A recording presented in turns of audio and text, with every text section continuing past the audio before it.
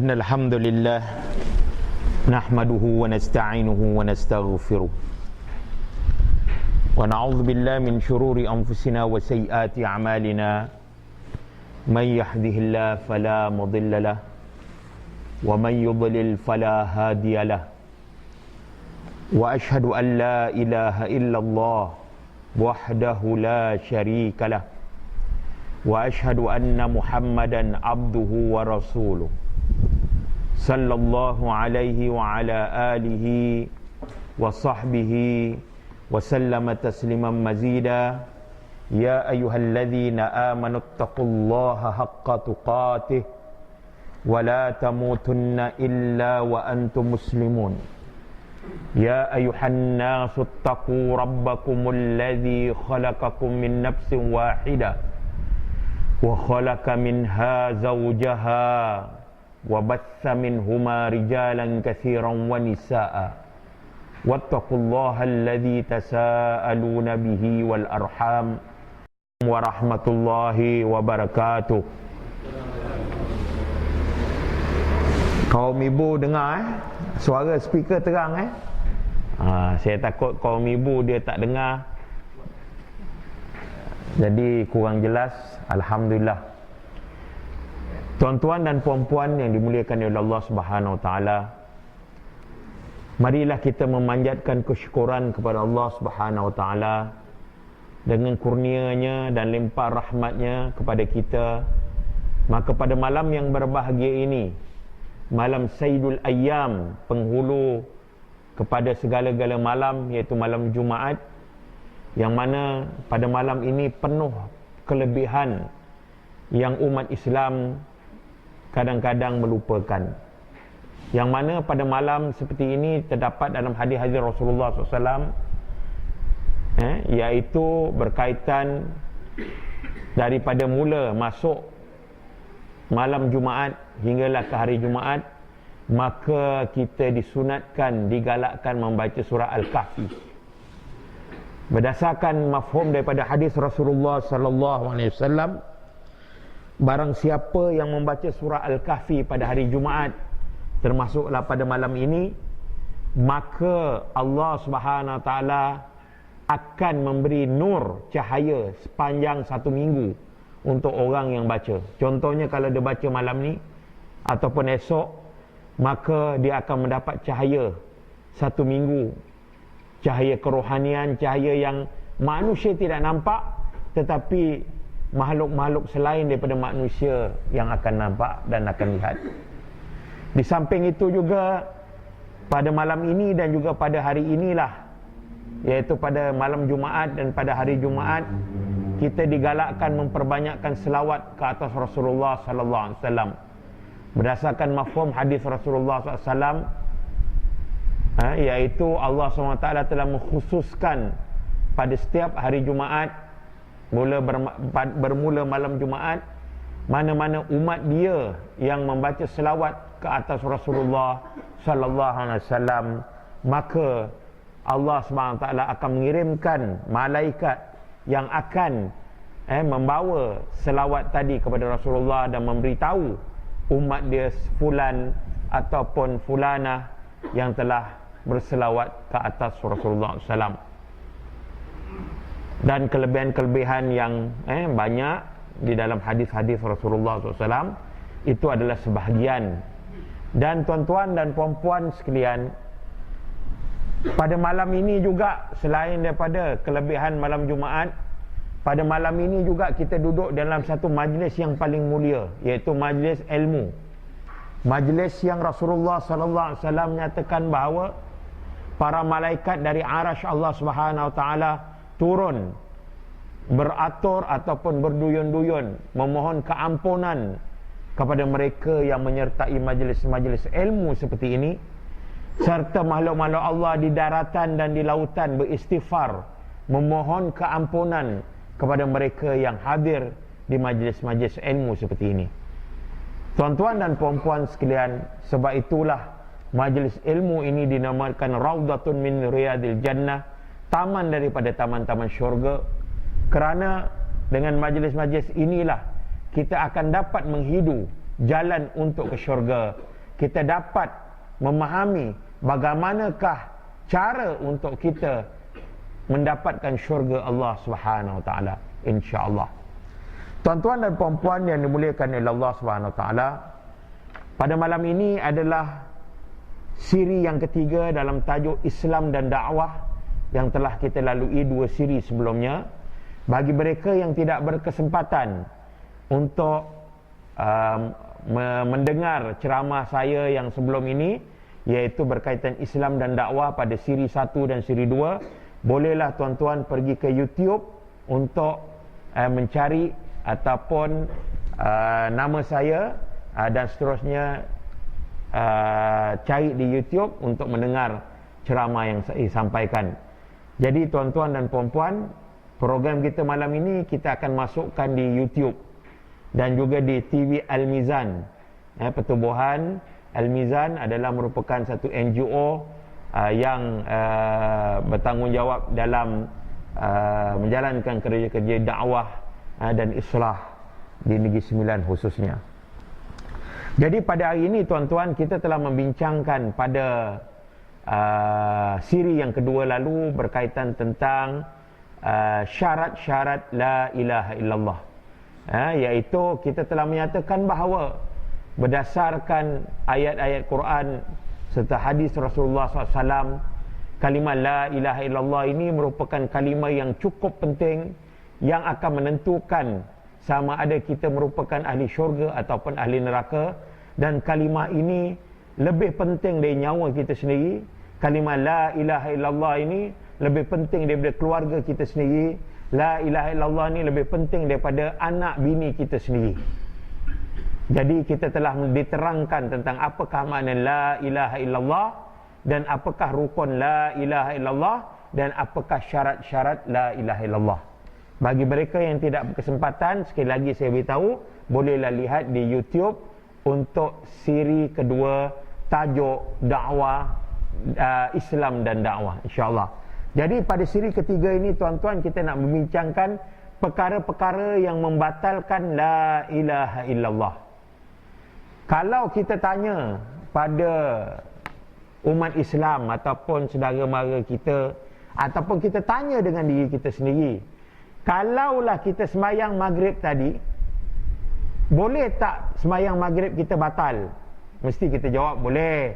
Apa sebab? Banyak sebab.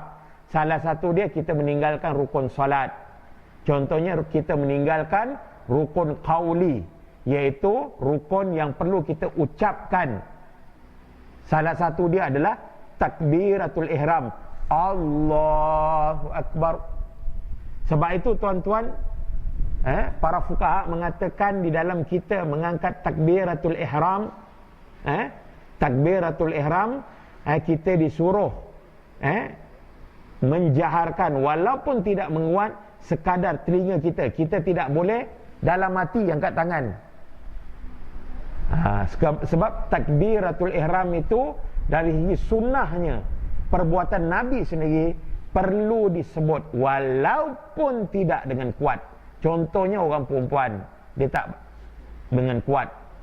Orang lelaki pun bukan saya kata suruh kuat, imam je kuat. Sekurang-kurang telinga dia dengar Allahu Akbar. Dalam hati tuan-tuan tak boleh. Jadi kalau sebelum ni kita baca takbir dalam hati, tak apa, itu benda yang lepas atas kejahilan kita. Kita diampunkan akibat daripada kejahilan kita dan Islam. Tapi malam ni kalau kita dah tahu, kita perlu perbetulkan solat kita, iaitu kita perlu menjaharkan, menyaringkan, artinya sekadar, paling tidak pun tak kira lelaki atau perempuan, Allahu Akbar itu kita perlu dengarkan pada telinga kita, walaupun orang lain tak dengar. Okey. Jadi itu salah satu sebab sembahyang tidak sah. Ataupun dalam sembahyang ada najis, ada najasah pada badan kita, ataupun pada baju kita, ataupun najis aini. Maksudnya hukmi, najis hukmi. Kita dalam hadas kecil atau hadas besar. Contohnya sembahyang maghrib tapi belum mandi wajib, ataupun sembahyang maghrib tidak mengambil wuduk, maka ini menyebabkan solat kita tidak sah.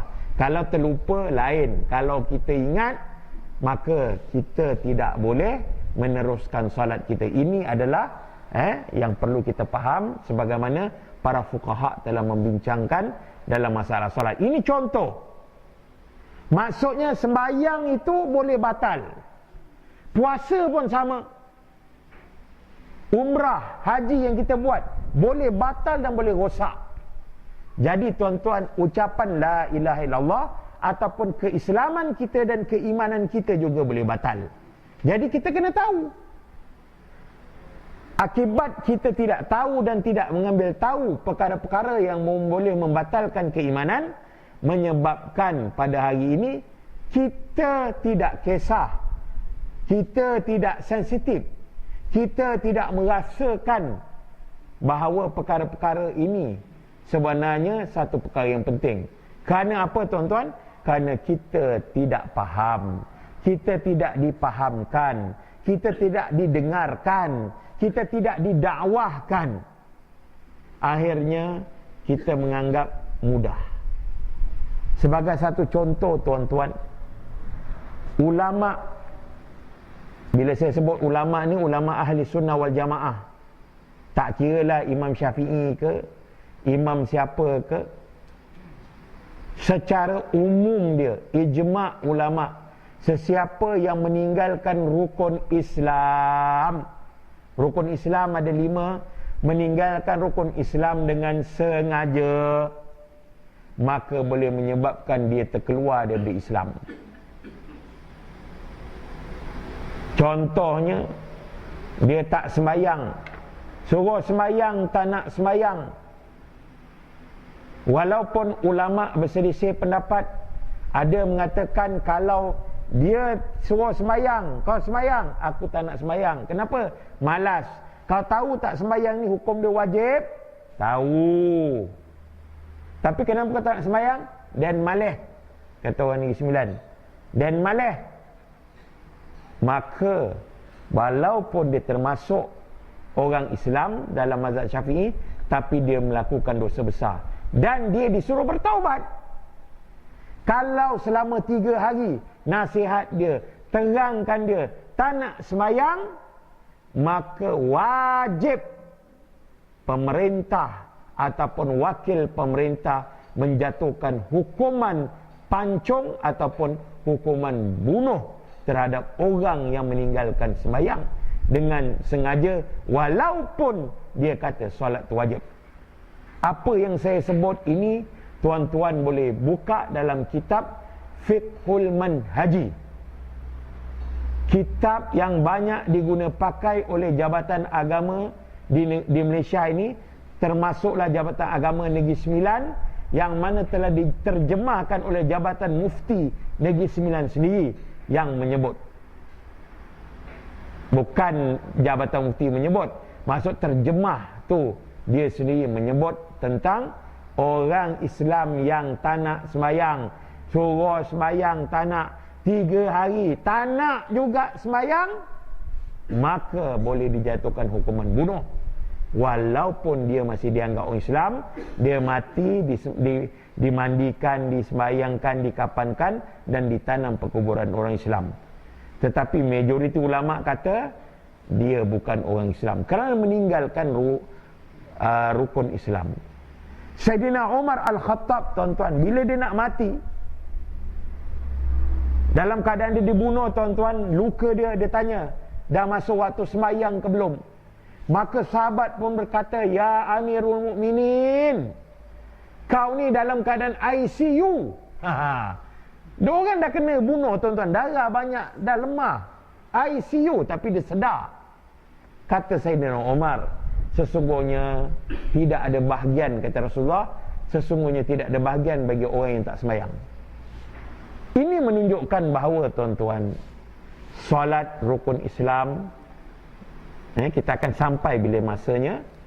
Maka ini saya nak gambarkan, saya nak buat satu analogi ataupun satu perbandingan tentang keimanan juga boleh batal. Jadi tuan-tuan dan puan-puan, apakah sebab iman kita boleh batal? Yang pertama, mensyirikkan Allah. Ini yang pertama, iaitu menjadikan sekutu atau menjadikannya sebagai perantara antara dirinya dengan Allah. Misalnya berdoa, memohon syafaat, bertawakal, beristighatsah, maksudnya memohon perlindungan, beristighatsah, bernazar. Contohnya nazar, kalau anak aku dapat UPSR 5A, maka aku nak sembelih kambing untuk makam Tuan Tulis. Contoh dia. Saya suka sebut makam Tuan Tulis sebab saya ceramah kat Kuala Pilah. Kalau saya sebut makam ni kat mana Ustaz? Jadi kalau nazar anak lulus peksa, maka saya akan buat sembelih. Saya akan buat upacara sembelih untuk makam Tuan Tulis. Walaupun niat kita nak bagi makan kat orang, tapi buat kat situ, ulama kata man tashabbaha biqaumin fahuwa minhum. Barang siapa yang menyerupai satu kaum, maka dia mengikut kaum yang lain. Tuan-tuan dan puan-puan, depan mata saya hari raya haji tahun ini, sebelum saya dari rumah nak ke madrasah ini, tuan-tuan, saya lalu Tok Kong Cina. Saya lihat orang tengah sembelih depan Tok Kong. Saya pun terperanjat. Bila pula orang buat korban, sembahyang raya pun belum. Lepas tu dekat Tok Kong Cina, saya tengok lama-lama rupanya Hindu. Maka tuan-tuan bawa kambing, sembelih dekat kubur yang kita kata para wali, ataupun kita kata orang-orang alim. Orang tu saya tak salahkan. Kita yang hidup ni saya salahkan. Saya tak salahkan Tuan Tulis. Saya katakan yang Tuan merapu kat hidup ni, yang buat benda tu yang saya salahkan. Orang yang merapu, maka dia telah menyerupai macam orang Hindu. Dia nazar, dia sembelih dekat Topeng Kong Cina. Jadi yang ditunjukkan kepada selain Allah, seperti menyembah untuk jin atau untuk penghuni kubur, dengan keyakinan bahawa para sembahan selain Allah itu dapat menolak bahaya atau dapat mendatangkan manfaat.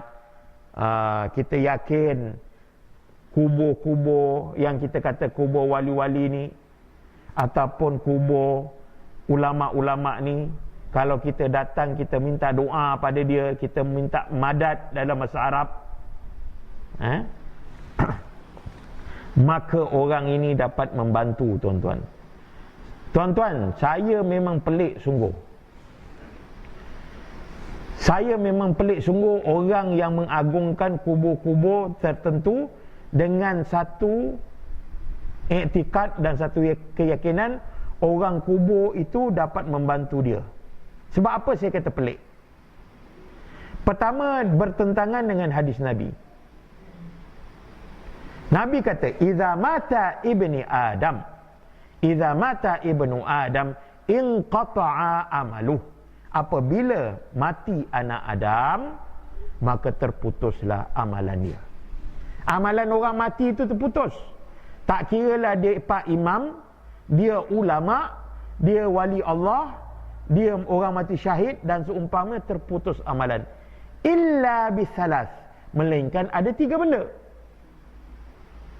Yang pertama, sadaqatun jariyah, iaitu sedekah yang bergerak. Maksud dia, contoh dia, saya waktu hidup, saya ada tanah 10 ekar, tanah getah ataupun sawit.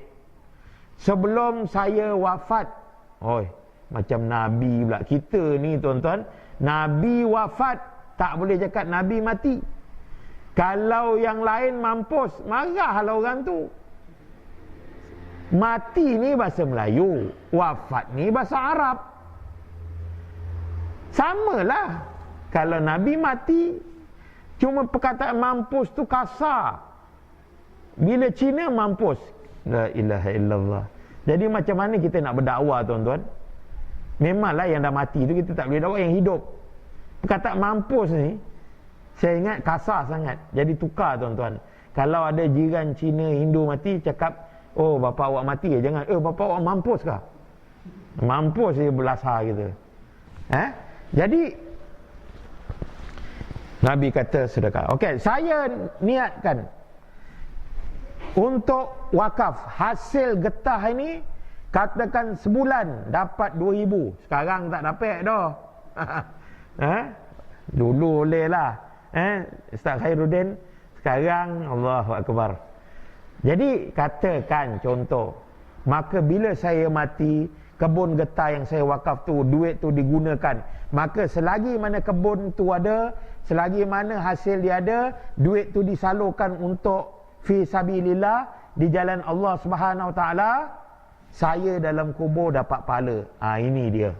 Ini cara orang mati nak mendapat pahala. Yang kedua, ilmun yantafa'u bih, ilmu agama yang mendatangkan manfaat bagi dia.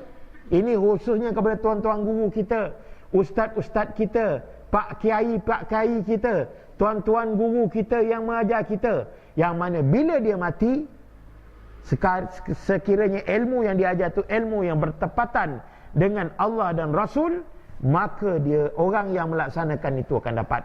Contohnya Imam Syafi'i. Imam Syafi'i telah meninggalkan kita lebih 1000 tahun. Tetapi fik dia, ajaran dia, kefahaman dia, ilmu dia dalam membimbing kita ke jalan yang diridai oleh Allah dari segi akidah, ibadah, akhlak, jenayat dan apa-apa muamalat berdasarkan kitab dia. Dia dah mati tuan-tuan. Hari ini kita belajar, kita pakai, kita gunakan, dia dalam kubur dapat pahala yang berpanjangan.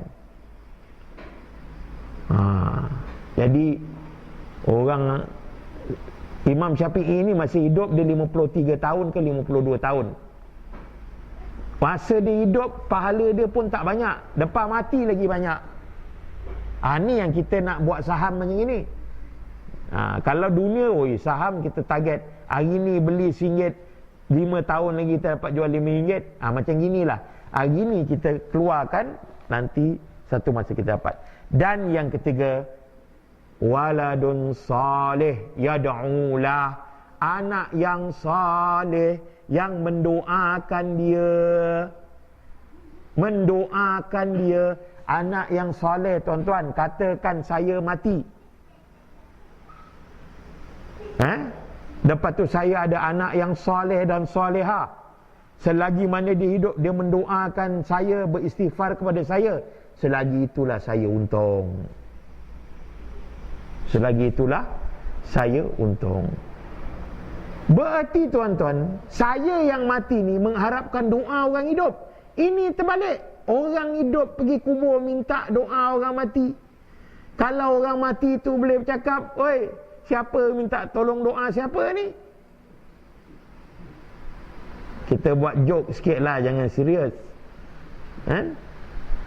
Jadi tuan-tuan dan puan-puan, akibat daripada pemikiran kita yang bercelaru, yang tidak memahami agama, kadang-kadang kita telah terkena senjata syubhat, iaitu senjata yang cukup hebat yang dipunyai oleh iblis dan syaitan untuk memesong dan menyesatkan umat Islam.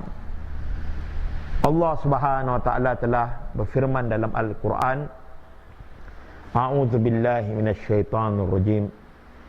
Innallaha la yaghfiru an yushraka bihi wa yaghfiru ma duna dzalika liman yasha. Surah An-Nisa. Sesungguhnya Allah tidak akan mengampunkan dosa syirik dan tidak mengampuni segala dosa yang selain dari syirik itu bagi siapa yang dikhendaki. Kemudian di dalam surah Al-Maidah ayat 72, Allah Subhanahu Wa Taala telah berfirman, A'udzubillahi minasyaitonir rajim. Innahu man yushrika billahi faqad harramallahu alaihi al-jannata wa ma'wahu an-nar wa ma lidh-dhalimina min ansar. Sesungguhnya orang yang mensyirikkan Allah, maka pasti Allah mengharamkan kepadanya syurga dan tempatnya adalah neraka. Tidaklah ada bagi orang-orang zalim itu seorang penolong pun. Tuan-tuan dan puan-puan yang dimuliakan oleh Allah Subhanahu wa taala. Jadi perkara yang pertama yang membatalkan membatalkan keimanan kita adalah syirik. Jadi hari ni kita nak tahu, hari ni malam ni kita nak discuss pasal syirik. Pembatal yang pertama, apakah arti definisi syirik? Syirik ni bahasa Arab, jadi bahasa Melayu kita nak tahu. Syirik adalah menyamakan selain Allah. Tak kiralah kita menyamakan selain Allah tu sama ada malaikat ataupun manusia di kalangan Nabi, Rasul, ataupun wali-wali Allah, ataupun orang saleh, ataupun pokok, ataupun kubur, ataupun batu godang, kata orang Negeri Sembilan, selain Allah dengan Allah dalam ar-rububiyah, dalam Allah sebagai pencipta dan pentadbir alam ini, ataupun al-uluhiyah, dalam melakukan pengabdian kepada Allah, ataupun dalam asma dan sifat, dari segi nama dan sifat dia. Saya akan bawa contoh. Maksud dia, definisi syirik ini yang perlu kita faham. Kita tidak boleh menyamakan selain daripada Allah dari segi penciptaan ataupun dalam menentukan rezeki. Contoh dia, tuan-tuan, yang menentukan baik dan buruk ini adalah Allah. Itu keyakinan kita. Tiba-tiba kita nak keluar rumah. Kita nak keluar rumah, tuan-tuan, lalu aja depan pintu rumah adalah serangga atau haiwan lalu depan rumah kita, lalu kita pun tak jadi keluar. Maka orang pun bertanya, kenapa engkau tak jadi keluar? Oh, tadi masa aku nak keluar rumah ada binatang lalu. Ini menunjukkan akan berlakunya kecelakaan ataupun kesialan pada diri aku. Maka dia meyakini bahawa yang mendatangkan celaka dan sial pada diri dia adalah binatang yang melintas di hadapan dia sewaktu dia nak keluar rumah. Maka dia telah melakukan syirik yang dikatakan ar-rububiyah, atau syirik dalam menentukan baik dan buruk, penciptaan. Ataupun tuan-tuan dan puan-puan sekalian, dia mempercayai bintang. Kau lahir tahun berapa? Tahun 1970. Bulan berapa? Bulan 6. Bintang apa? Bintang Gemini. Nengok, buka kitab Tajul Muluk. Bukan calang-calang nama kitab. Tajul Muluk. Taj ini mahkota, Muluk ni kerajaan. Nama buku dia, tuan-tuan, memang hebat. Tapi dalam semua pembohong. Oh, kalau engkau 16 bulan ni, hari ini, kalau engkau buat bisnes, bagus. Tapi kalau engkau nak bercinta, kurang bagus. Maka dia pun percaya. Oh, iya ke? Maka tuan-tuan, kita bukan percaya baik dan buruk datang daripada Allah, tapi kita percaya baik dan buruk datang daripada bintang. Ini yang kita katakan, maksudnya mensyirikkan Allah dengan selain daripada Allah dari segi menentukan baik dan buruk. Ataupun tuan-tuan, berlaku gempa bumi. Kita meyakini bahawa gempa bumi ini berlaku disebabkan dunia bumi kita ini berada di atas tanduk lembu, dan lembu itu berada di atas ikan nun, seperti mana yang disebut dalam kitab Tajul Muluk. Saya cerita, tuan-tuan, sebab kocik-kocik dulu saya mengaji. Bagus guru mengaji saya ni, makcik ni, selain daripada mengaji, dia buat kuliah juga. Tapi kuliah dia Tajul Muluk. Jadi kita masa tu dengarlah, melopong je. Oh, rupanya gempa bumi ni berlaku Bila lembu tu dah ponek dekat dia punya tanduk tu, dia alihkan bumi tu ke kiri tanduk pula. Sebab tu berlaku gempa bumi. Dulu boleh lautar tuan-tuan, tak ada jabatan meteorologi. Sekarang dah ada jabatan meteorologi. Semua dia boleh sebut. Putung beliung kat Kedah, hujan lobek dan seumpamanya. Jadi ini kita nak kena faham. Syirik dari segi ar-rububiyah. Syirik dari segi al-uluhiyah tuan-tuan. Syirik iaitu dalam satu masa kita menyembah Allah, tetapi dalam satu masa kita pun menyembah selain daripada Allah. Contohnya, kita berdoa tuan-tuan dan puan-puan kepada Allah. Saya ingat tuan-tuan semua berdoa memang kepada Allah. Tapi ada golongan orang Islam, dia bukan berdoa saja kepada Allah, tetapi dia berdoa kepada kubur-kubur yang dia kata wali-wali. Cara dia macam mana? Dia pergi kubur, dia kata, wahai Habib Noh, wahai Syekh Abdul Qadir Al-Jailani, sesungguhnya kami ini datang dari jauh. Kami datang dari jauh. Kami datang semata-mata kerana engkau. Kalau engkau tidak melihat kami, siapa yang nak melihat kami? Ini saya terjemahkan kata-kata dalam bahasa Arab, sebuah kata-kata madad dari seorang syekh, orang Arab, syekh jugalah, tapi syekh sesat, yang mana dia bercakap di makam Habib Noh, yang mana pada majlis itu ada seorang yang cukup terkenal di Malaysia, Syekh Abdul Qadir As-Saggaf Al-Yahanana. Tahu tak Yahanana?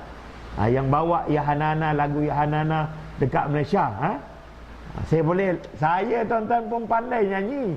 Kalau saya nak nyanyi pun saya tak minta 300,000, saya minta 300 saja. Banyak jemputan saya dapat. Suara saya pun sedap juga. Cuma ni hujan lobek, kena suara jerit sikit, tu serak-serak basah macam Ramli Sarip. Jadi apa tuan-tuan dia cakap? Kami ni datang kerana engkau. Subhanallah. Kalau engkau tak lihat kami, siapa yang nak lihat kami? Nak tengok aku? Dan kalau engkau tak berdoa kepada Allah untuk terima hajat kami, siapa yang nak terima? Inna lillahi wa inna ilaihi raji'un. Tuan-tuan dan puan-puan, orang Arab jahiliyah di zaman Rasulullah sallallahu alaihi wasallam ditanya,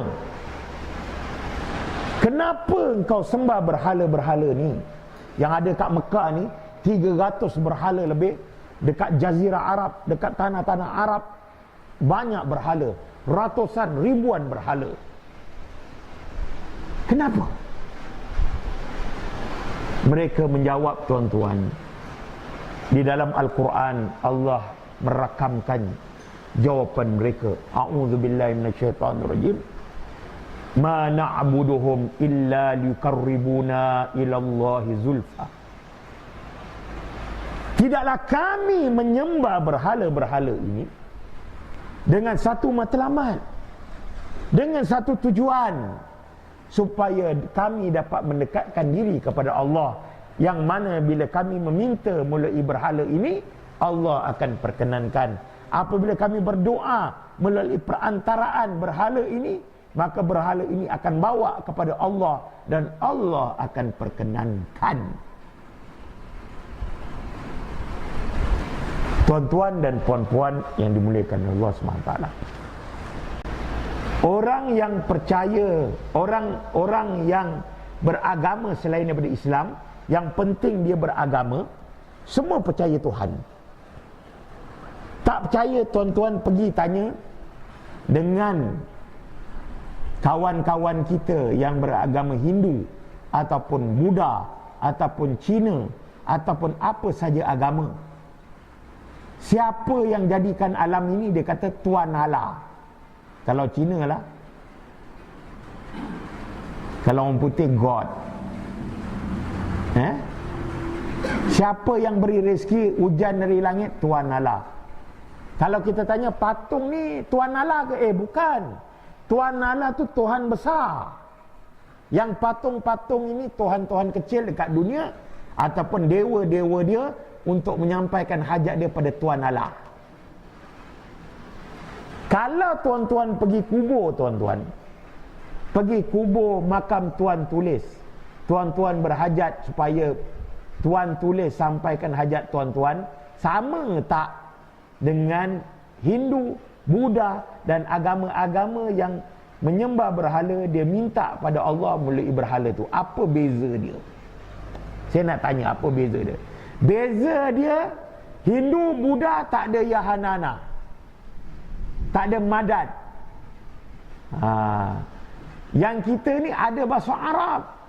Ustaz bahasa Arab, Ustaz pertama pun Ustaz, Allahumma salli ala Sayyidina Muhammad. Arab tuan-tuan baca, memanglah macam Arab, bukan Jawa yang macam Arab. Jangan ingat semua Arab tu betul. Zaman Nabi, Abu Jahal pun Arab. Betul ke Abu Jahal? Abu Lahab tu betul ke? Arab juga. Pakai jubah juga, pakai serban juga. Kena faham.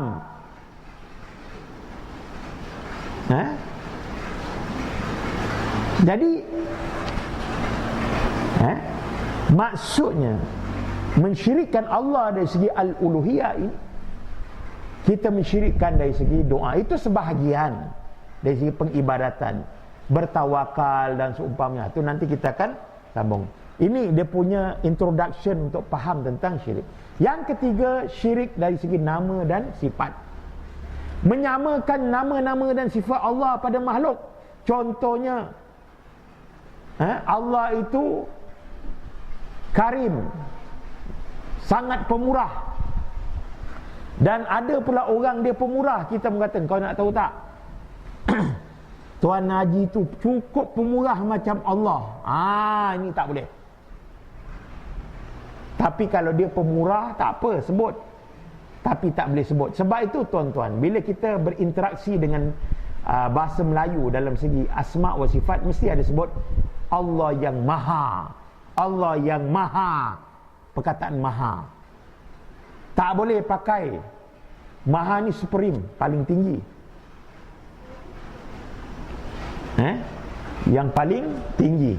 Maksudnya kalaulah hari ni kita kuat, memang kita kuat, tapi yang maha kuat Allah. Bila kita sebut maha itu, tak ada tandingan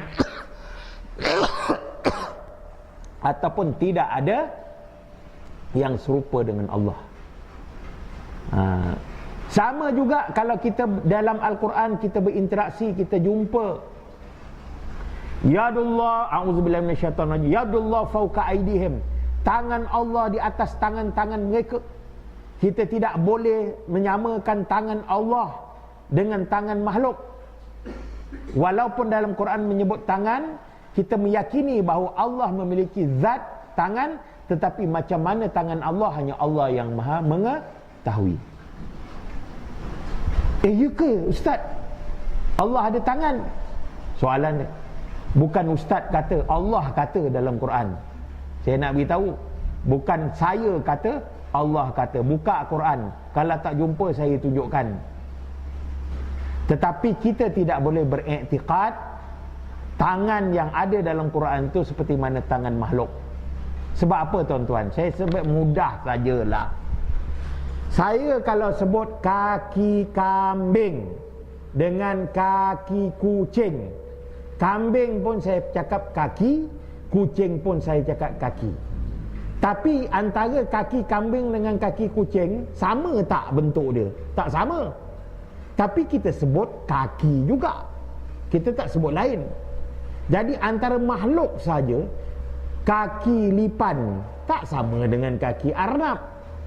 Jadi kalau sesama makhluk pun Allah jadikan sebutan dia dari segi sebut sama, tapi hakikat dia berlainan. Apatah lagi Allah, bila dia sebut tangan, tangan dia ada tetapi hakikat dia tidak ada siapa yang mengetahui, kerana tak ada siapa pun melihat Allah di dunia ni. Kita akan melihat Allah di akhirat. Ini iktikad kita. Jadi itu contoh dia. Jadi tuan-tuan dan puan-puan sekalian, itu yang perlu kita faham. Jadi siapa yang mensyirikkan Allah dengan syirik dari segi ar-rububiyah, al-uluhiyah dan asma wa sifat, ataupun tak mensyirikkan Allah dari segi penciptaan dan juga menentukan baik dan buruk, memberi rezeki, dan juga mensyirikkan Allah dari segi pengibadatan, dan mensyirikkan Allah segi nama-nama dan juga sifat-sifat dia, maka dia telah melakukan syirik yang besar. Kerana Allah SWT mengatakan, a'udzubillahi minasyaitanirrajim, inna syirka la zulmun azim. Sesungguhnya menyekutukan Allah adalah dosa yang cukup besar. Dan kita lihat tuan-tuan, di dalam sebuah hadis Rasulullah sallallahu alaihi wasallam, Rasulullah mengatakan, ala unabbiukum bi akbaril kabair, ala unabbiukum bi akbaril kabair, ala unabbiukum bi akbaril kabair. 3 kali Nabi sebut. Hendaklah ketahui, tak aku beritahu tentang 3 dosa besar. 3 dosa besar. 3 dosa besar. Qalu bala, kata sahabat, baiklah Rasulullah, kami nak dengar. Pertama, al-isyraku billah, iaitu mensyirikkan Allah. Wa uququl walidain, menderhaka kepada kedua bapa. Wa jalas wa kana muttaqian faqala, dan kemudian Nabi duduk, kemudian dalam keadaan Nabi bersandar, dah duduk Nabi bersandar, lalu Nabi kata wa qaulul zur wa syahadatu zur, ataupun berkata dusta, ataupun menjadi berkata palsu, ataupun menjadi saksi dusta ataupun saksi palsu. Qala famazala yukarriruha hatta qulna laitahu sakat. Nabi ulang-ulang syirik kepada Allah, menerhaka kepada kedua bapa, dan juga bercakap dusta ataupun menjadi saksi dusta. Ulang-ulang, tak tahu banyak kali, sehingga kata sahabat, ya Allah, mudah-mudahan cepatlah Nabi senyap. Itu je Nabi ulang-ulang. Itu saja 3 benda ni. Okey tuan-tuan, saya nak buat ulasan terhadap hadis ini. Pertama, kita nak tahu hadis ini darjat dia hadis sahih Bukhari dan sahih Muslim. Jadi tak payah nak sebutlah sahih ke tak sahih tu, faham-faham je lah. Pertama tuan-tuan, Nabi ini adalah Rasulullah, Nabi dan pendakwah. Jadi dia bercakap untuk kebaikan tuan-tuan. Walaupun dalam bentuk ancaman, dia tak mahu umat dia terlibat pada 3 perkara ini. Jadi tuan-tuan, kalau saya bercakap pada malam ini, kerana saya tidak lebih daripada Nabi, saya hanyalah ittiba', mengikut apa yang Nabi telah arahkan untuk sampaikan kepada umat dia. Nabi telah menyatakan bahawa dosa yang paling besar pertama syirik kepada Allah. Itu kita dah bincangkan. Kita tak perlu nak huraikan lagi sebab nanti kita akan masuk. Yang kedua tuan-tuan, menderhaka kepada kedua bapa.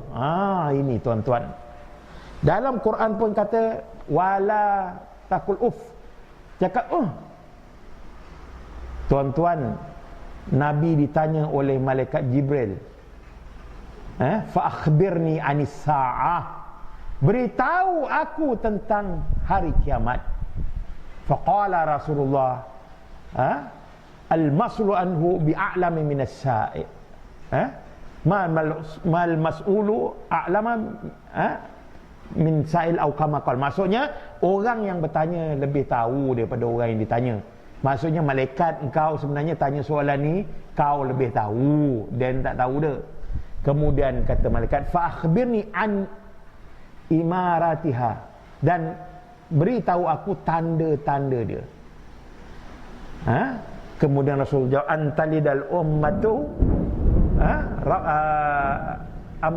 antalidu ammataha. Maksudnya ibu melahirkan tuan. Dalam bahasa Melayu dia, ibu akan melahirkan tuan. Ulama mengatakan ada beberapa versi, tapi satu versi yang saya nak kata, maksudnya ibu akan lahirnya, ibu yang melahirkan tuan, anak akan memerintah mak bapak. Anak akan kurang hajar ataupun derhaka pada mak bapak. Itu tanda-tandanya. Dah berlaku tak tuan-tuan? Jangan cakaplah nengok anak kita sendiri. Cakap satu, dia jawab 10. Cakap 10, dia boleh buat tesis lagi, nak rat jawapan kita. Boleh buat lagi. Jadi itu tak payah nak sebut. Jadi kepada kita, mungkin yang ada mak bapak, yang tak ada mak bapak pun, jangan ingat kita tidak boleh menderhaka. Apabila kita tidak melaksanakan wasiat dan amanah dia, kita menderhaka. Kalau kita tidak menyambungkan silaturahim dengan sengaja, kerana kita bermusuh dengan kerabat dia, itu juga menderhaka. Kerana termasuk berbuat innalillahi wa inna ilaihi raji'un.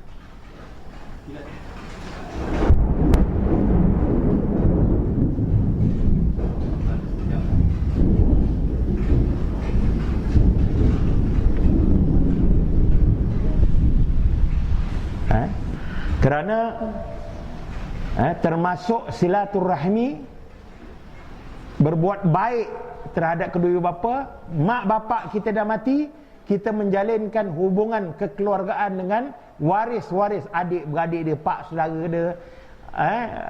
Ialah maksudnya ada kena-mengena. Itu salah satu dia. Jadi saya ingatkan pada diri saya dan juga kepada anak-anak yang ada pada hari ini ataupun yang melihat di YouTube, fahamilah, maksudnya jangan menderhaka kepada kedua ibu bapa, kerana ini termasuk kabair. Banyak kalau kita nak sentuh. Dan yang ketiga, iaitu berkata dusta ataupun menjadi saksi palsu. Berkata dusta, tuan-tuan, ni banyak innalillahi wa inna ilaihi raji'un.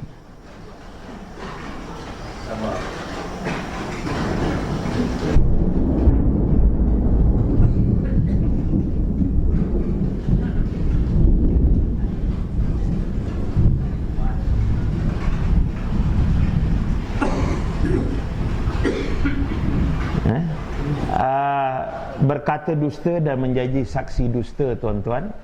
Berkata dusta ni ada kategori, tuan-tuan. Tapi kategori yang paling dosa besar, tuan-tuan, iaitu berkata dusta dalam hal ihwal agama. Nabi tak cakap, dia kata Nabi cakap. Ini dosa besar. Min kabair, yang Nabi ulang 3 kali. Sebab itu Nabi kata, man kadzaba alayya muta'ammidan falyatabawwa'u maq'adahu finnar au kama qal. Barang siapa yang berdusta di atas nama aku, Nabi tak sebut, hadis tu Nabi tak cakap pun, dia kata Nabi bercakap, maka siap sedia tempat di dalam neraka. Tak payah dia nak tukar agama, tuan-tuan. Tak payah dia nak minum arak, tak payah dia berjudi, tak payah berzina. Dia tak bertaubat bila dia berdusta atas nama agama, walaupun dia kata benda tu baik, maka siap sedia tempat di dalam neraka. Sebab itu, tuan-tuan dan puan-puan, innalillah. Marah dia.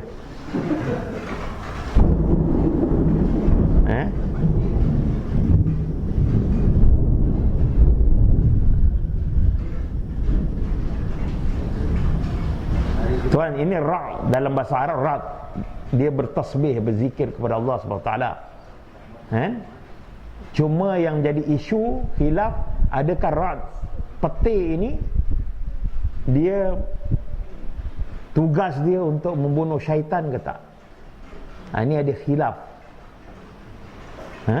Kerana tidak ada dalil yang terang tentang peti ini membunuh setan. Kita kata tu setan tu bawa pokok. Tapi kalau kita nak cerita pun layaklah, mungkin dia ada kat sini nak kasih orang tidur, sojuk. Kalau anak saya kata, dia tanya babah, dia kata, adakah hadis Nabi kata kalau orang tak apa, sabar.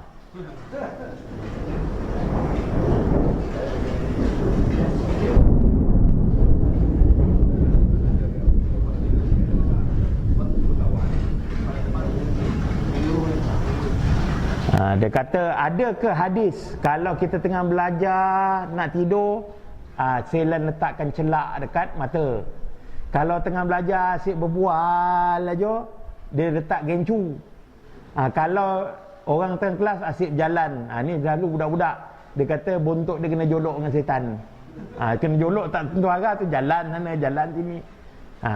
Saya kata innalillahi wa inna ilaihi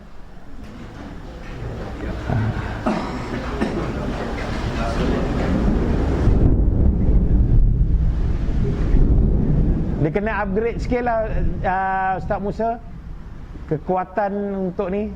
Jadi dia tak ni sangat. Maksudnya kalau dia boleh upgrade, dia walaupun sikit, dia tak lagi kan. Kena buat wiring lah, kita donation sikit-sikit, kumpul duit buat wiring baru. Minta ahli. Okey.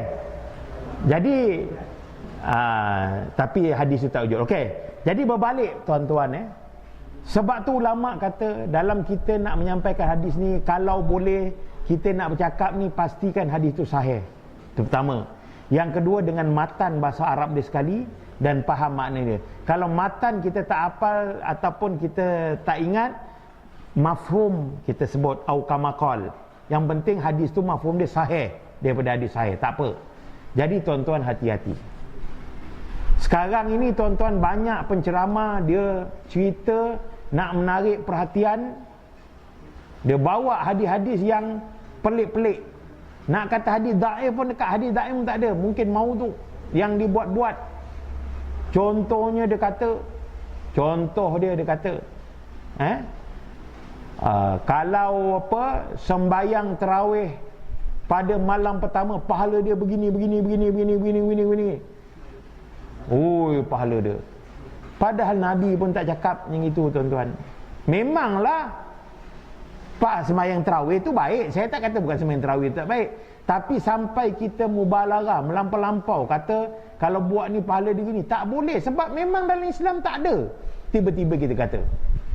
Ataupun kita kata, siapa baca la ilaha illallah Muhammadar Rasulullah fi kulli lamhatin wa nafasin adada ma wasi'u ilmullah, maka satu tu pahala dia sebanyak bintang di langit. Padahal Nabi tak pernah cakap apa, maka kita berdusta. Jadi benda yang paling bahaya tuan-tuan, berdusta atas nama agama dan menjadi saksi palsu. Saksi palsu ni senang je. Orang tu tak mencuri, tapi kita kata mencuri. Orang dah tuduh, orang tu dah jolok kita. Kau cakap je dia buat, dia curi. Ya memang dia curi, padahal kita tak nampak. Ataupun berzina, ataupun apa sekalipun. Maka ini adalah kabair. Okey tuan-tuan, kita nak tengok innalillahi wa inna ilaihi raji'un.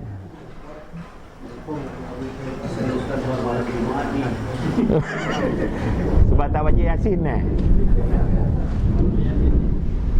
semua yang baca Yasin masjid-masjid lain semua kumpul kat sini lah, diorang lari.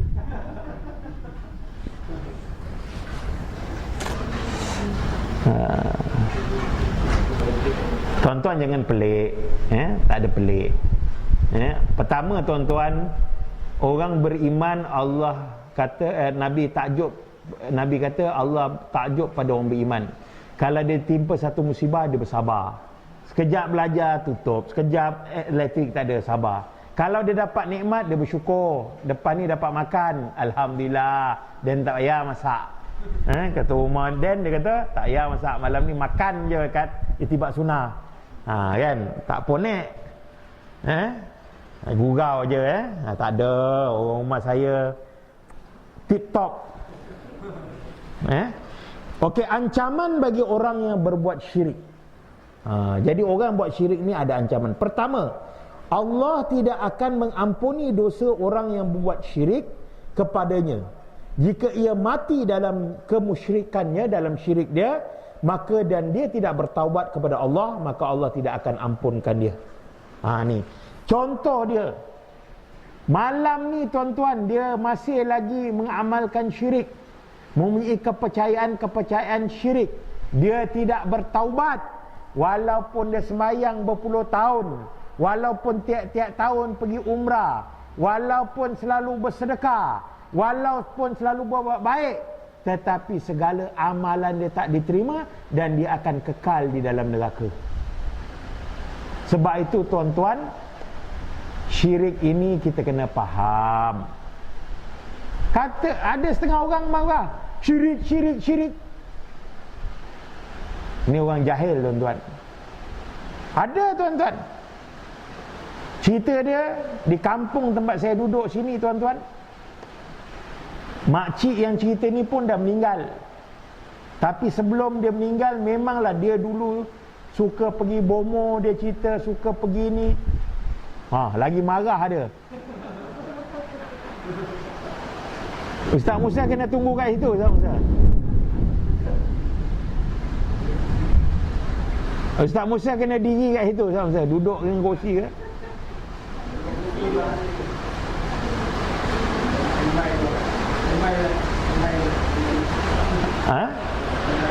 Tak, ini cerita realiti. Jadi makcik seorang ni dah meninggal, seorang hidup. Jadi dua-dua ni biasa tuan-tuan pergi ke dukun bomo. Dan dia mengaku berapa bulan sebelum mati datang rumah dia cerita kat kampung ni siapa yang suka pergi. Dia senang cerita, konon-konon dia dah bertaubat lah dalam cerita tu. Lepas tu dia cerita ada satu makcik ni ajak pergi ke makam, ke kubur Setiawan. Orang Negeri Sembilan dia ada suku tuan-tuan. Setiawan ini adalah ketua pada suku Gempa. Satu Gempa ni suku lah orang Negeri Sembilan. Pergi makam Setiawan untuk minta air dekat situ. Kerana makcik ni sakit-sakit, makcik yang dah meninggal ni. Dia cerita sakit, jom kita pergi dekat makam Setiawan. Tak boleh, syirik. Dia marah dengan makcik tu, kawan dia, makcik dia tu. Syirik. Tapi saya tak pelik lah makcik yang kata syirik tu. Memang belajar macam mana, ialah senang kita faham lah. Jadi tuan-tuan, ada orang kata syirik, sikit-sikit syirik. Bukan masalah sikit-sikit syirik. Banyak syirik, sikit syirik, sama. Yang penting kita kena tahu apa itu syirik. Kerana apa? Kalau kita mati malam ini dalam mensyirikkan Allah SWT, sembahyanglah tahajud banyak mana, berzikirlah banyak mana,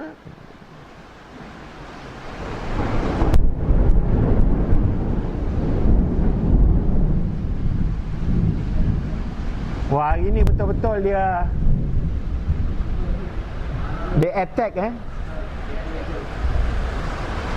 Kita doa tuan-tuan masing-masing supaya Allah permudahkan urusan kita.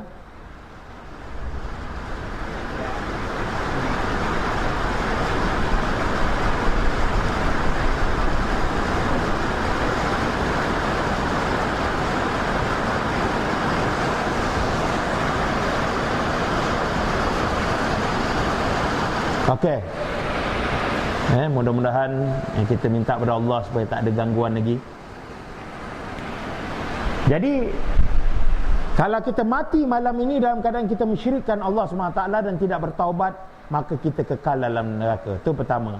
Yang kedua, Allah tak ampunkan. Yang kedua, diharamkan syurga bagi orang-orang musyrik. Allah SWT telah berfirman di dalam Al-Quran, surah Al-Ma'idah ayat 72 yang berbunyi, A'udzubillahi minasyaitanirrajim.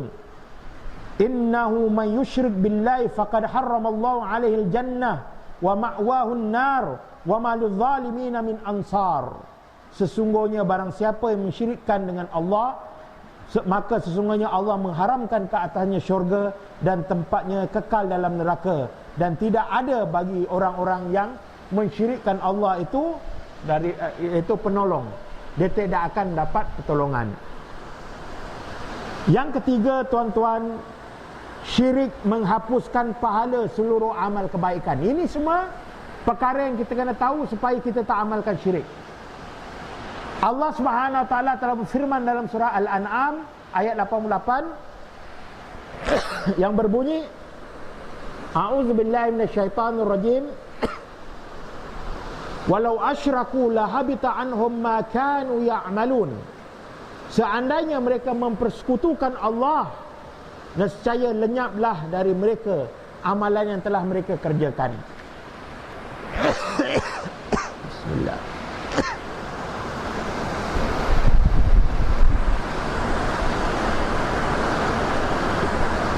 Jadi yang ketiga, tuan-tuan, habis pahala kita. Katakan kita telah beribadat tanpa syirik selama 20 tahun, pahala banyak. Tiba-tiba satu hari kita buat syirik, dalam keadaan kita tahu benda itu syirik. Kalau tak tahu lain, itu perlu ada iqamatul hujjah. Katakan dia tahu, dia buat juga, dia pergi juga kubur makam tuan tulis, ustaz dah cakap dah, dia poi juga, maka amal dia semua habis. Rugi je. Kalau tiap-tiap tahun umrah 2-3 kali, habis umrah dia. Kalau zikir dia tiap-tiap hari beribu-ribu, habis. Quran dia baca beratus-ratus ayat, habis. Tak ada nilai. Dan yang keempat, tuan-tuan, orang musyrik itu halal darah dan hartanya. Jadi Rasulullah SAW pertama ayat Quran katakan, a'udzubillahi minasyaitonirrajim, faqtulul musyrikin haitsu wajadtumuhum wa khuduhum wa suruhum wa qudu lahum kulla marsad. Maka bunuhlah orang-orang musyrik di mana saja kamu jumpa mereka, dan tangkaplah mereka, kepunglah mereka, dan intailah di tempat pengintaian. Maksudnya begini, tuan-tuan, ini yang salah faham. Balik ni dia pergi bunuh Cina, dia pergi bunuh Koleng, Hindu, dia pergi bunuh orang bukan Islam. Bukan. Maksudnya orang-orang musyrik yang menentang kita, yang mengangkat senjata, yang kita kata musyrik harbi ataupun kafir harbi. Orang-orang kafir dan orang-orang musyrik yang menentang Islam, yang membuat provokasi, yang cuba mengganggu gugat Islam, maka pada dasarnya kita boleh perangi. Itu pun dengan syarat arahan kerajaan dan pemerintah Islam. Kalau orang bukan Islam, jiran kita, tiba-tiba ambil Quran, contoh dia pijak-pijak, dia bawa anjing dia berak kencing dekat Quran, jangan pula kita bunuh Cina tu, kafir tu, buat report dengan jawatan agama. Kalau kita bunuh, tuan-tuan, mungkin dari segi hukum betul, tapi dari segi peraturan dan undang-undang manusia salah. Jadi jangan buat kerja tak senonoh. Kena faham. Sebab itu kita ada nama siasah syariah, politik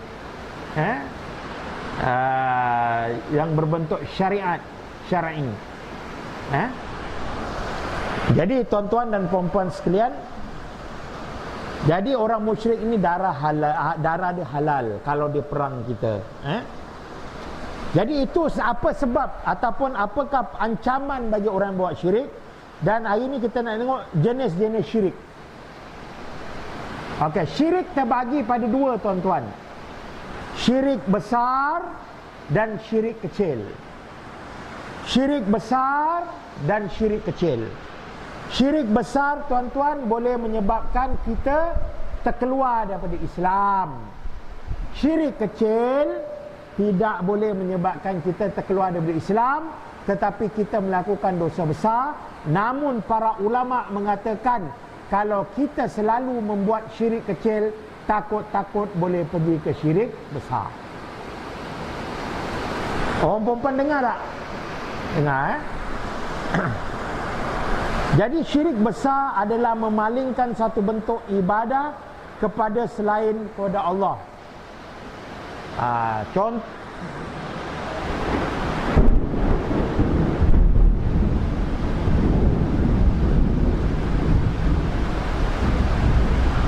Rabbi lakal hamdu.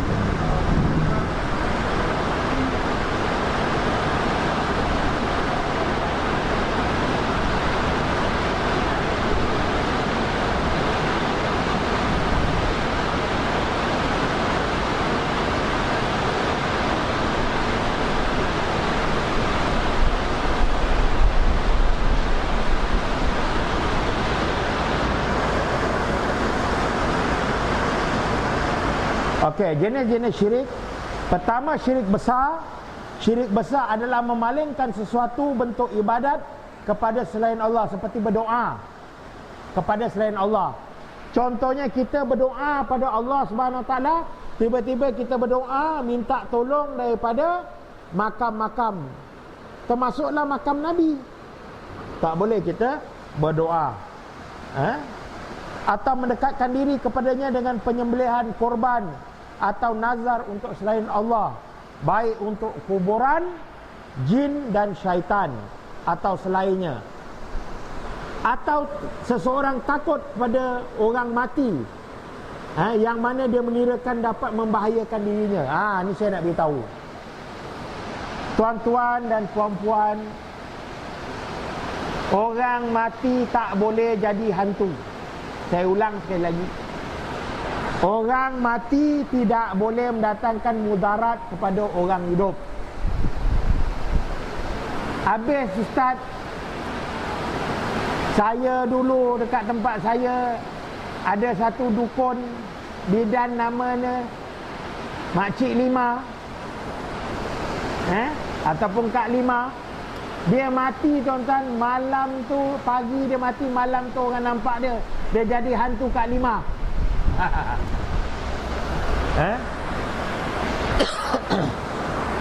Jadi saya nak beritahu tuan-tuan, yang tuan-tuan ataupun orang yang nampak orang dah mati hidup balik, itu bukan orang tersebut, bukan roh orang tersebut, bukan hantu orang tersebut, tetapi jin ataupun syaitan yang menjelma macam orang tersebut. Tuan-tuan, kita dah tahu dalam hadis Nabi cerita, apabila kematian berlaku pada seorang, datang aja dalam kubur 7 langkah. Sebelum 7 langkah, malaikat mungkar nakir datang. Soal, ma rabbuka, dan soal-soal yang kita sedia kalau dia ahli syurga tuan-tuan, dia dah jawab, dia akan dilapangkan kubur dia dan dilihatkan tempatnya di dalam syurga. Dan kalau dia ahli neraka, ahli maksiat, dia tak dapat jawab, maka dia akan diazab sampai hari kiamat, kemudian ditunjukkan tempat dia di dalam neraka. Tuan-tuan, bila sempat nak jadi hantu, nak keluar kubur, malaikat tanya, mana kau nak pergi dan nak jadi hantu? Soalan dan kau tak dapat jawab, nak jadi hantu, masuk balik. Jadi tuan-tuan, saya nak cerita, katakanlah tuan-tuan jumpa satu orang, tak kira lah dia mengaku kiai ke, dia mengaku dukun ke, dia asap kemian, bau wangi. Kemian, asap ni makanan jin. Lepas tu dia, ada apa cucu? Dia kata, Datuk ni siapa? Saya pernah tuan-tuan, ni saya terang. Bukan saya dengar cerita, saya ada pengalaman sama ni. Ada apa tu? Datuk ni siapa? Datuk ni Sunan Kalijaga. Wali 9, Wali Songo tuan-tuan. Wali Songo dia pakai nama, dia pinjam nama para ulama, para pendakwa yang telah berdakwah di Nusantara pada tahun-tahun yang lama lah, ratusan tahun dulu. Lepas tu dia cerita, semalam begini, semalam begini, semalam begini. Tuan-tuan, saya dengan kawan saya memang pelik tuan-tuan. Apa yang dia cakap tu betul. semalam begini, semalam begini, semalam begini. Tapi yang dia tak cerita besok apa dia tak cerita. Kalau kita pun tuan-tuan, lagi hebat dia, buka je YouTube tuan-tuan. Oh semalam perang dekat Syria, kita pun boleh cerita. Kau pergi Syria ke? Taklah, dia tengok YouTube. Tuan-tuan, para dukun, para peramal ini, dia ada qarin. Cara dia macam mana ulama kata? Katakan saya dukun, Cikgu Norman datang, dia kata, Tuan Haji, tak kira lah Pak Kiai ke Tuan Haji pakai songkok ke, pakai tanjak ke, dukun Dayak ke, tak kira lah. Saya ni dah lama sakit tak baik-baik, perut saya sakit sebelah sini. Dia pun buka mangkuk ke apa dia baca, ketetakinan. Oh, pandai lah kan. Berlakon ni, Bomo ni banyak berlakon tuan-tuan, dia pandai dia. Cikgu ada bermusuh kan dengan orang, memang betul. Baru-baru ni cikgu dengan jiran cikgu ada bertengkar kan. Betul. Barang jiran. Kita pun kita tak ada ilmu, kita bodoh. Macam mana dia tahu? Tu memang dukun ni handal lah. Tak susah tuan-tuan. Saya bakar kemian, asap, saya punya jin datang. Saya dah ada interaksi. Kau cakap dengan qarin ni, apa, ceritakan apa yang dah berlaku. Nak sesatkan Cikgu Norman, jin ni pun bagi bisik kat saya, ceritakan. Saya sebenarnya tak tahu, jin saya pun tak tahu, tapi dapat tahu kerana jin Cikgu Norman ikut sekali. Itu yang dia cerita tuan-tuan. Tapi cuba kita jumpa Bomo besok atau tak payah besok, jumpa pukul 8 pagi, 9 apa yang akan berlaku pada saya? Tak berani dia nak cakap, sebab tak tahu cerita lagi. Dia main teka-teka je lah. Jadi tuan-tuan, itu berdoa kita tidak boleh melainkan kepada Allah Subhanahu Wa Taala. Ada tuan-tuan, saya mengajar satu tempat dekat Negeri Sembilan ni, dekat daerah Kuala Pilah. Ustaz tapi dah meninggal. Orang tu bukan dia percaya, tapi dia nak cerita. Bagus orang tu, dia banyak tanya. Dia kata, Ustaz, betul lah Ustaz, ada jiran saya kata dia pergi makam tuan tulis sampai hajat, betul anak dia dapat SPM 8A. Allahu Akbar, saya kata. Apa benda nak pelik dia? Kalau dah Allah takdirkan anak dia 8A tak pergi makam tuan tulis. Contoh tuan-tuan, anak saya 2 tahun lepas ambil UPSR, Alhamdulillah dapat 5A. Tak ada pergi makam mana-mana pun. Kalau dah takdir, dia belajar, dia sungguh-sungguh ada usaha, dan Allah nak bagi dia 5A, dia dapat juga. Dan berapa ramai pula yang pergi makam tak dapat hajat. Dia cerita yang jadi-jadi je, 2-3 kes. Yang beratus beribu kena tipu dengan dukun, dia tak cerita.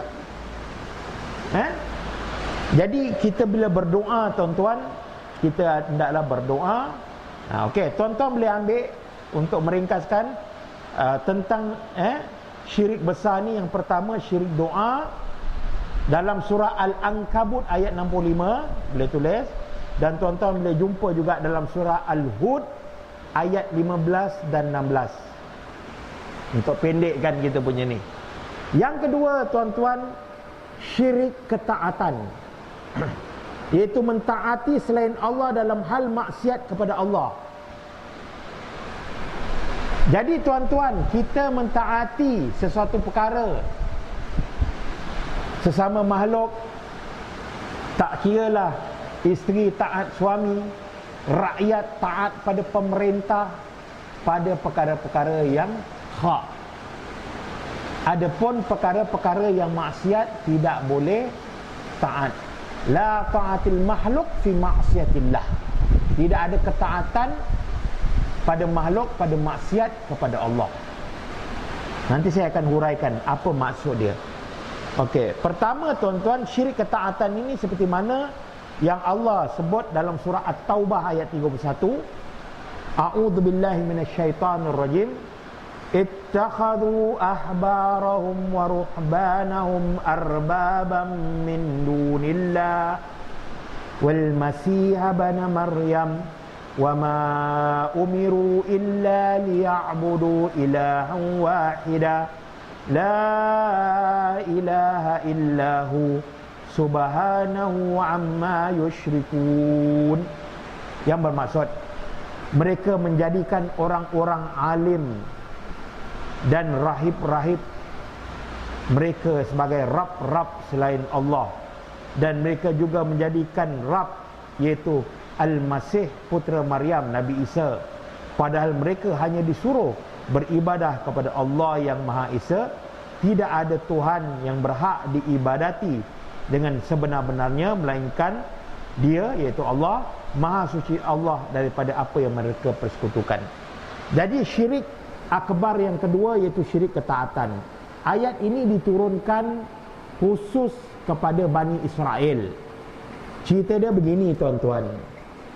Orang-orang Bani Israel, orang Yahudi dan Nasrani, sebelum zaman Nabi, selepas zaman penyelewengan dan sehingga di zaman Nabi Muhammad sallallahu alaihi wasallam, dan juga zaman Yahudi sekarang juga dan Nasrani, mereka lebih dengar cakap pendeta mereka dan tuan-tuan guru mereka daripada kitab-kitab mereka ataupun nabi-nabi mereka. Jadi Allah telah membuat satu teguran melalui ayat ini kepada Bani Israel, iaitu sesungguhnya engkau wahai Bani Israel telah menjadikan alim ulama engkau dan ahli ibadat engkau ni sebagai Tuhan. Dan juga bagi orang Kristian menjadikan Nabi Isa sebagai Tuhan. Marah orang Yahudi dan marah orang Nasrani. Orang Yahudi paling marah. Dia kata, Muhammad, mulut tu tak ada insurans ke? Kalau bahasa kita lah, wahai Muhammad, mulut tak ada insurans ke? Kenapa? Kau cakap kami menjadikan alim ulama kami dan juga ahli-ahli ibadat kami sebagai Tuhan. Kami tak pernah menyembah. Kami tak pernah menyembah. Nabi cakap mudah aja. Tapi apa yang dihalalkan oleh Al-Quran, apa yang dihalalkan oleh kitab engkau, kemudian pendeta engkau haramkan, kau ikut pendeta engkau. Betul tak? Sonyap dia. Dan apa yang diharamkan oleh Quran, pendeta engkau halalkan, kau ikut pendeta engkau. Betul tak? Sonyap dia. Jadi menjadikan Tuhan ini bukan kita mesti sembah dia dekat depan kita, kita sembah dia, bukan. Tapi bila cakap dia bertentangan dengan Allah dan Rasul, cakap dia bertentangan dengan manhaj para salaf, tidak ada dalil yang nas yang kuat, kita ikut, maka kita telah menjadikan pendeta-pendeta, tuan-tuan alim kita, tuan-tuan guru kita yang salah cakap tadi bertentangan dengan Al-Quran dan Sunnah, kita dengar cakap dia, kita membelakangkan Allah dan Rasul, maka samalah tabiat pendeta Bani Israel. Sama juga dengan Kristian. Kristian kata Nabi Isa bukan Tuhan, anak Tuhan. Pandai pula dia bercakap. Berarti Tuhan ada, ini anak Tuhan. Sedangkan iktikad kita lam yalid wa lam yulad, tidak beranak dan tidak diperanakkan. Maka tuan-tuan dan puan-puan, syirik yang kedua adalah syirik ketaatan. Dalam syirik besar, ini semua boleh terkeluarkan kita dari Islam. Yang ketiga, syirik mahabbah, syirik cinta. Tuan-tuan, mudah saja kita nak kenal seorang yang agama, cenderung pada agama, dia seorang ahli sunnah ataupun dia seorang ahli bidah, mudah saja. Ahli sunnah kalau bercakap tuan-tuan, dia akan mengagungkan Allah, mengagungkan Allah bercakap dengan firman Allah. Dia akan mengagungkan Rasulullah. Dia akan bercakap dengan hadis Rasulullah. Dan dia akan bercakap dengan asar-asar sahabat. Kerana sahabat ada khairul qurun. Para ulama mengatakan, tuan-tuan, 3 kurun ini adalah kurun yang terbaik. Selepas tu tak baik, tuan-tuan. Maksudnya 3 kurun inilah penerimaan umat Islam terhadap sunnah memang betul-betul kuat. Iaitu kurun sahabat bersama Rasulullah, tabi'in dan tabi'in. Masa itu, tuan-tuan, ahli bid'ah adalah minoriti. Tetapi zaman kita, ahli sunnah adalah minoriti.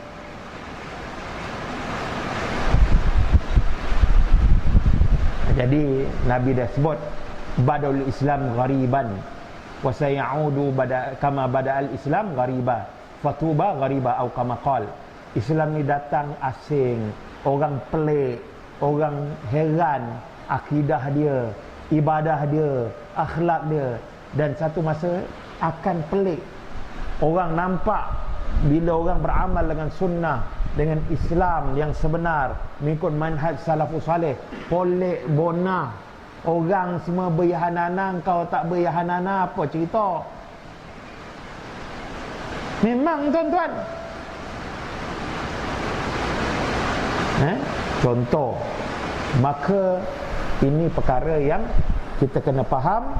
Jadi, tuan-tuan, ahli sunnah dia akan bercakap, walaupun sahabat, walaupun imam-imam ahli sunnah, guru-guru tu bukan kerana guru tu, tapi kerana guru itu memperjuangkan sunnah. Kalau dia bercakap, siapa tu Ibnu Taimiyah, Ibnu Qayyim, Ibnu Katsir, Imam Az-Zahabi, Imam Bukhari, Imam Muslim, bukan zat imam itu, tetapi kerana mereka ini adalah pembawa sunnah.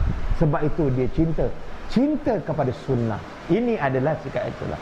Tetapi ahli bid'ah, tuan-tuan, kalau kumpul dia akan cerita apa? Tok Guru Dan sekarang dah jadi kutubul jad pula.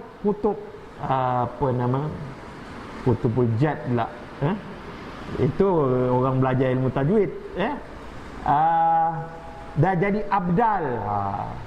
Guru Dan sekarang kawasan Malaysia ni semua di bawah penguasaan Guru Dan. Kalau cerita, dia ceritalah wali ni punya keris boleh terbang. Tuan-tuan, ada satu cerita betul. Di Indonesia, bapa dia ni tuan guru, tuan-tuan, belajar Mekah dulu, tuan guru terkenal dekat Indonesia, satu kawasan. Baru-baru ni dia cerita, kubur bapa dia yang dekat tempat Indonesia tu, tuan-tuan, dibawa oleh malaikat, disaksikan oleh 7 syekh, dipindahkan ke perkuburan Baqi'. Masa bapak dia hidup tu dulu, bapak dia jadi wali kontrol kawasan Indonesia sebelah timur. Tuan-tuan, ni cerita apa? Ni cerita Ultraman ke apa? Ultraman Mebius. Kalau anak saya sukalah cerita-cerita gitu, Ultraman Mebius. Wali ni kalau dia tenung keluar api. Ini cerita Ultraman, tuan-tuan. Jadi ahli sunnah bukan. Ahli bid'ah dia akan duduk, dia cerita talk share dia. Kalau duduk, air kosong pegang, penuh. Untung, tuan-tuan, bini dia tak payah masak air. Kalau saya lah pegang teko, tiba-tiba dah jadi TO, teh tarik ke apa, untung bini saya, gas tak payah pakai, tak ponek. Siap-siap kata, abang, masak sekali. Tapi tuan-tuan, bila syaitan dah masuk dalam pemikiran kita dan hati kita, bodohkan kita, sebab tu kita tak nampak kebenaran. Sebab itu, tuan-tuan, orang Hindu, doktor, tuan-tuan, kalau kita sebut doktor, orang bodoh, orang pandai, tapi masih boleh sembah berhala. Kerana kebodohan dalam agama, tak ada hidayat. Dia pandai dari dunia, tapi hidayah tak ada. Jadi, tuan-tuan, kita jangan cinta pada tuan guru kita, ulama kita kerana dia, tetapi kita sayang dan cinta dia kerana ilmu dia berdasarkan Al-Quran dan Sunnah.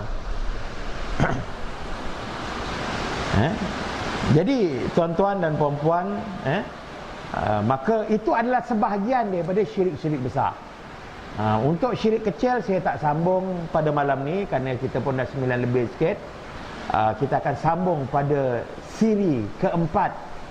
Siri ketiga ni pun putus-putus, tak tahulah Kak Long nak buat macam mana, nak edit macam mana. Jadi untuk syirik kecil kita akan pada siri yang keempat, Islam dan dakwah.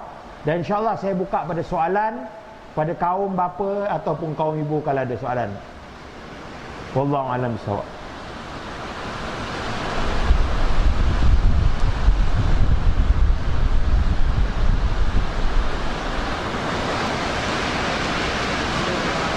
Tak dengar cikgu.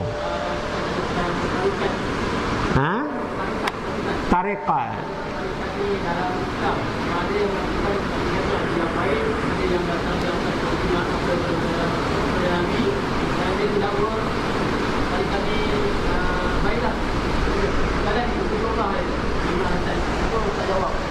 Okey. Tuan-tuan dan puan-puan yang tak dengar soalan daripada Cikgu Norman kita tentang tarekat. Ada orang tarekat sini? Tarik kuat ada? Pertama tuan-tuan, saya nak tanya tarekat ni perkataan apa? Jawapan dia Arab. Tarekat ini dalam bahasa Melayu kata-kata jamak ataupun plural bahasa Inggeris. Banyak tarekat, jalan. Tarik, okey. Perkataan dia daripada perkataan tarikun iaitu jalan. Jadi jalan nak ke Mahat Itibak Sunnah ni pun tarekat dia lah. Jadi tengok mana tarekat dia nak ke Itibak Sunnah. Jalan daripada Ranjau Wantu ke ataupun datang dari mana? Tarekat lah. Jalan dari segi bahasa. Tetapi dari segi istilah, tarekat ini iaitu jalan dalam menuju kepada Allah dengan melakukan ibadat-ibadat yang tertentu ataupun upacara-upacara tertentu dalam mendekatkan diri kepada Allah. Apa upacara tu nanti kita sentuh. Pertama tuan-tuan, soalan yang saya nak tanya kepada tuan-tuan dan puan-puan, kalau saya tanya Islam ni dah sempurna ke belum? Mesti tuan-tuan jawab dah sempurna. Islam dah sempurna. Allah Subhanahu wa taala telah berfirman, A'udzubillahi minasyaitonirrajim. Al-yawma akmaltu lakum dinakum wa atmamtu 'alaikum ni'mati wa raditu lakumul Islam dinan. Pada hari ini aku telah sempurnakan Islam kepadamu dan aku telah cukupkan nikmatku kepadamu dan aku telah redha Islam itu sebagai agama kamu. Apa dia agama Islam tuan-tuan? Kita dah bincang pada siri yang pertama. Islam itu iaitu agama yang mana ajaran yang berlandaskan Al-Quran dan hadis Rasulullah SAW yang telah ditunjukkan oleh para sahabat. Tidak kira amalan itu berbentuk zahir ataupun batin, sama ada ucapan ataupun perbuatan. Itu dia Islam. Yang penting dia ada nas dalam Al-Quran dan hadis. Okey. Sahabat Abdullah bin Mas'ud pernah ditanya oleh seorang Yahudi tentang apa yang telah diajar oleh Nabi Muhammad kepada sahabat-sahabat dia. Maka Abdullah bin Mas'ud menyatakan bahawa sesungguhnya Nabi kami telah mengajar kami sehingga dalam urusan masuk tandas keluar tandas. Kalau orang faham maksudnya, kalau benda koncing berak ni pun Nabi ajar, takkanlah bab akidah, bab ibadah, bab akhlak, bab muamalat, bab ekonomi, bab politik, bab apa-apa Nabi tak ajar. Seolah-olah gitu. Berarti semua telah ada dalam Islam. Dalam nak mengobat orang pun Islam telah ajar. Cuma kita tahu atau kita tidak tahu. Jadi tuan-tuan dan puan-puan sekalian, persoalan dia, adakah tarekat itu merupakan salah satu daripada ajaran Rasulullah? Ini soalan dia. Jadi kita kena buka pada Al-Quran dan hadis. Ada tak menerangkan tarekat-tarekat tertentu yang dinamakan Naqsyabandiyah? Ni memang apa yang saya cakap ni macam kontroversi sikit, tapi al-haqqu min rabbik, kebenaran daripada Tuhan. Kita komen yang patut kita komen, yang baik kita kata baik. Jadi tuan-tuan, pada dasarnya ajaran-ajaran tarekat ini tidak terdapat dalam hadis-hadis sahih. Semuanya berdasarkan silsilah ataupun ijazah turun menurun, daripada seorang syekh, dari orang guru kepada guru ni guru, sampailah kepada Rasulullah SAW. Soalan yang saya nak beritahu kepada tuan-tuan, agama ini disampaikan kepada kita melalui riwayat. Melalui riwayat, maksudnya kalau saya kata hadis innamal a'malu binniyat, hadis ini kita dapat daripada Bukhari. Bukhari dapat dari mana? Dia akan susul galuh sampailah kepada Rasulullah. Sanad. Sebab tu tuan-tuan, orang tarekat ni pun dia kata dia ada sanad. Itu satu. Kemudian tuan-tuan, persoalan dia, sejauh mana orang yang meriwayatkan hadis-hadis ini, orang yang boleh dipakai cakap dia, maka timbullah ilmu al-jarha wa ta'dil, iaitu satu ilmu yang bukan mengkaji hadis, tetapi mengkaji periwayat-periwayat hadis. Persoalan dia, dalam sanad ilmu tarekat ada tak seperti mana al-jarha wa ta'dil? Sebagai satu contoh, saya syekh tarekat Al-Baktariyah, maka Cikgu Norman pun saya nak ijazah, saya pun sebut, Norman, aku akan mengijazahkan ini pada engkau daripada guru aku Syekh Musa Al-Pilahi contohnya. Kemudian Syekh Musa dapat dari Syekh Sufi Al-Mubarakfuri, sampai persoalan dia tuan-tuan, siapa dia Musa, siapa tu ada tak? Sedangkan di zaman fitan, itu zaman tuan-tuan, zaman yang masih kuat sunnah, zaman Ibnu Sirin, zaman tabi'in. Datang saja hadis kepada Ibnu Sirin, Ibnu Sirin tak kata hadis ni macam mana hadis, terus Ibnu Sirin kata sammulana rijalakum. Seorang bawa hadis, ya Ibnu Sirin, aku ada hadis. Dia tak tanya hadis apa, nanti dulu beritahu aku kau dapat hadis ni dari mana. Oh, aku dapat daripada ni. Ibnu Sirin cek, Syiah, tolak. Ni Ahlul Kalam, tolak. Saya nak tanya dengan orang tarekat, ilmu sanad dia, syekh dia, siapa yang mengiktiraf syekh dia? Melainkan orang dia je. Tetapi dalam ilmu jarha wa ta'dil, orang-orang ini telah di endorsement oleh umat, oleh ulama ahli sunnah wal jamaah. Walaupun ada pertikaian sikit-sikit, itu biasa. Kadang-kadang katakan syekh ni nama dia Abdullah, ulama ni kata daif. Dia daif bila tuan-tuan? Masa muda dia hadis dia terima, sebab dah tua, ingatan dia dah kurang. Jadi hadis yang dia riwayat waktu dia sebut waktu tua, hadis itu jatuh daif. Tapi masa muda tak daif. Sebab tu ilmu hadis ini bukan ilmu yang mudah. Saya bukan orang dia, terus terang dia kata.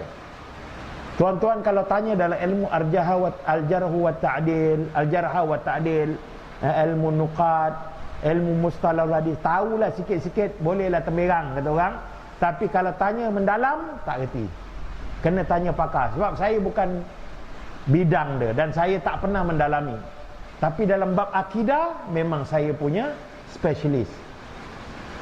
Sebab saya belajar pun dakwah usuluddin. Bidang dakwah, bidang usuluddin, tauhid memang saya punya bidang. Tapi nak kritis nukat hadis, kena tanya tok syekh kita yang hebat. Jadi berbalik pada tadi, persoalan dia tidak terdapat hadis sahih, jalur sahih tentang jalan-jalan tarekat ini, melainkan melalui grup-grup ataupun sanad-sanad tarekat, yang mana sejauh mana kebenaran dia kita tidak dapat tahu. Dan persoalan dia tuan-tuan, di dalam hadis-hadis sahih telah menyatakan tentang wirid-wirid ataupun doa-doa adiyah dan aurat yang telah diajar oleh Rasulullah. Pagi asbahna wa asbahal mulku lillahi walhamdulillahi la syarikalah la ilaha illahu wa ilahin nusyur. Asbahna ala fitratil Islam wa kalimatil ikhlas wa ala dini nabiyina Muhammadin sallallahu alaihi wasallam wa ala millati abina Ibrahim hanifan wa ma kana minal musyrikin. Allahumma inna na'udzubika min an nusyrika bika syai'an na'lamu wa nastaghfiruka lima la na'lam. A'udzu bi kalimatillahi tammati min syarri ma khalaq. Raditu billahi rabba wa bil islami dina wa bi Muhammadin sallallahu alaihi wasallam nabiyya wa rasulah. Dan banyak lagi yang warid. Kenapa kita tak nak amal untuk kita beribadah, berdoa dan mendekatkan diri kepada Allah? Kenapa kita ragu-ragu dengan hadis-hadis sahih dan kita pergi cari tarekat? Itu soalan dia. Dan soalan paling mudah, kalau Cikgu Norman orang tarekat, saya tanya Cikgu Norman, kalau saya tak masuk tarekat, Cikgu Norman, saya orang Islam dan orang beriman lagi tak? Saya nak tanya, kalau saya tak mengamalkan tarekat, saya sembahyang sunat, saya sembahyang tahajud, saya puasa sunat, saya zikir macam mana Nabi ajar, saya baca Quran, agak-agak amalan saya diterima ke tak? InsyaAllah lah, itu yang Nabi janjikan. Jadi tak perlulah nak kontroversi. Jadi soalan tadi mudah saja kalau kita nak jawab. Persoalan tarekat tadi memang tidak ada dalam Islam. Memang jadi turun-menurun mengikut sanad orang-orang tarekat. Wallahu a'lam.